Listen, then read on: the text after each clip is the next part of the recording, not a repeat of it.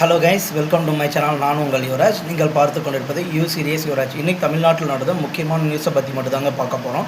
First news என்னென்னு பார்த்தீங்கன்னா, தேர்தல் களம் மிகப்பெரிய அளவில் சூடு பிடிச்சிருக்குங்க. 2026ஆம் ஆண்டுக்கான தேர்தல் களம் மிகப்பெரிய அளவில் கடுமையான போட்டியாக நிலவ போகுது. எனக்கு கிட்டத்தட்ட விஜய் அவர்கள் தனித்து போட்டியிடுறதா முடிவு பண்ணிட்டாங்க. பிஜேபி கூட யார் கூடயும், என்டிஏ கூட யார் கூடயும் கூட்டணி இல்லைன்றது கன்ஃபார்ம் பண்ணியிருக்காங்க. அடுத்ததாக அதிமுக அரசும் என்டிஏ கூட்டணியை சேர்ந்து சட்ட ஒழுங்கு பிரச்சனை குறித்து மிகப்பெரிய அளவில் போராட்டம் நடத்த போகிறதா சொல்லியிருக்காங்க. அடுத்த மூணாவது விஷயத்தை பற்றி பார்க்க போனால், திமுக கட்சியில் பார்த்திங்கன்னா 17ஆம் தேதியிலிருந்து 22ஆம் தேதி வரைக்கும் எந்தெந்த தொகுதியில் யார் யார் போட்டி போட போகிறாங்கன்றது நேர்காணல் நடக்க போகிறதா செய்தி இது வரைக்கும் நம்மளுக்கு வந்திருக்குங்க.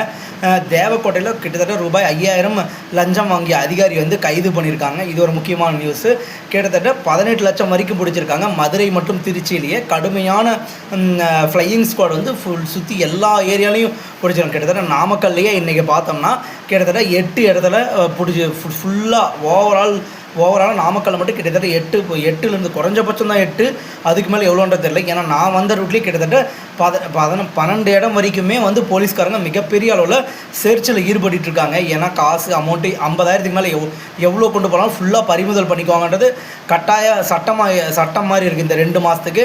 அதுவும் இல்லாமல் பேங்க்கில் மிகப்பெரிய டிரான்சாக்ஷன் நடந்தா, கூகுள் பே எதிலிருந்து நடந்தாலும் கிட்டத்தட்ட இந்த 2 மாதத்தில் எந்த ஒரு அதிகபட்ச அமௌண்ட் டிரான்சாக்ஷன் நடந்தனாலும் கண்டிப்பாக அவங்களுடைய அக்கௌண்ட்டை க்ளோஸ் வாட்ச் பண்ணி அரசாங்கத்துக்கிட்டையோ எலெக்ஷன் கமிஷன்கிட்டையோ தெரிவிக்கப்படுத்தணுன்றது இது வரைக்கும் சொல்லியிருக்காங்க. அடுத்ததான் பார்த்திங்கன்னா, பாகிஸ்தான்காரங்க இப்போ ஆப்கானிஸ்தான் மேலே மிகப்பெரிய ஒரு தாக்குதல் நடத்தியிருக்காங்க. அந்த தாக்குதலில் 400 பேர் இறந்துட்டாங்க, 250 பேர் மிகப்பெரிய அளவில் இன்ஜூர்டாக இருக்காங்க கைஸ். ஓகே கைஸ், நம்ம தூத்துக்குடியில் நடந்த அந்த சிஸ்டருடைய மரணத்துக்கு இது வரைக்கும் போலீஸ் 10 தனிப்படை அமைச்சு மிகப்பெரிய அளவில் தேடுதல் வேட்டையில் ஈடுபட்டிருக்காங்க. 27 வயது நிறைந்த ஒரு இளைஞர் மேலே மிகப்பெரிய அளவில் சந்தேகம் இருக்கிறதா சொல்லியிருக்காங்க.